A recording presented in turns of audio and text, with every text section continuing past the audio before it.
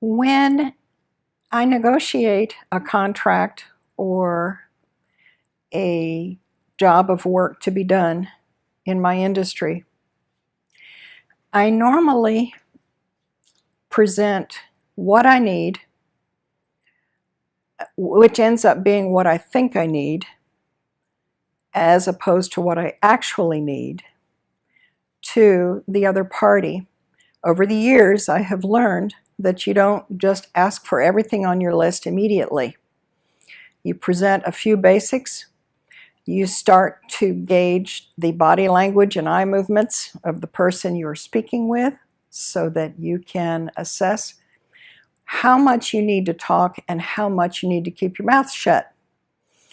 Generally speaking, it's always better to keep your mouth shut more and let the other person end up telling you, normally fairly soon in the conversation, exactly what they need. And many people will also tell you what motivates them. Once you learn those factors, you can reposition yourself and adjust in the negotiation to accommodate, wherein possible, the other person's motivators and what they can and can't do. Some people will wear a mask, a pretty thick mask, when they're negotiating.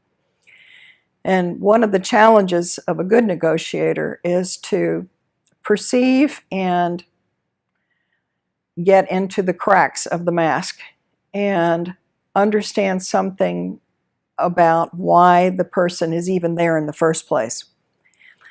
You already know why you're there, because you need X, you need something, and you need to negotiate this. In reality, although everybody says every negotiation should be win-win, in reality it's not that way. There's more of a give and take if there's a bigger picture behind it.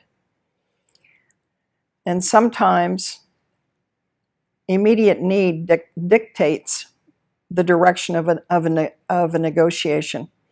So, taking into account all of these ideas, it kind of depends on what you're negotiating for. If this is a long-term contract, then you should have the big picture in your mind of where you're headed, how much leeway you are willing to give up to get it, and whether or not you're willing to compromise, and if so, how much. And again, this is dependent on who you're negotiating with. A very good point to remember is that a lot of people who are sent into a negotiation with you are not empowered to make the final decision. So this should be one of your first items on your list to assess the ability of the person or the position of the person to make a final decision. If that person is merely an information gatherer, that should be ascertained early on so that you don't overplay your hand too early.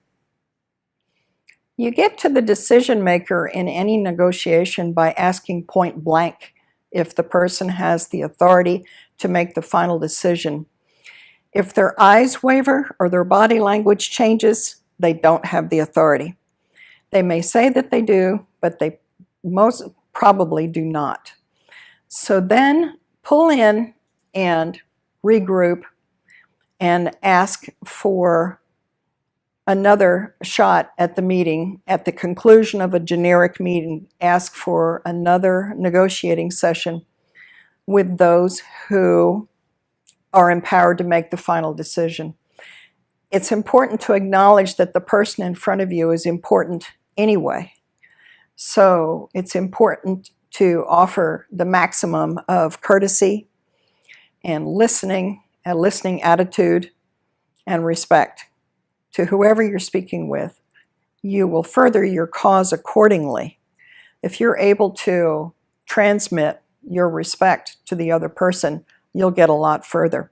Appeal for help too. That's another way to do it. I need some help.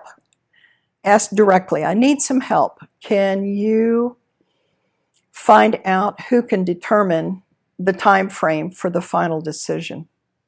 Something like this. It also never hurts for a forced choice question. Do you think I can get an answer by Wednesday or Thursday of this week? I need to make some other decisions based on this. I would really appreciate it. Be sincere and transmit that to the other person.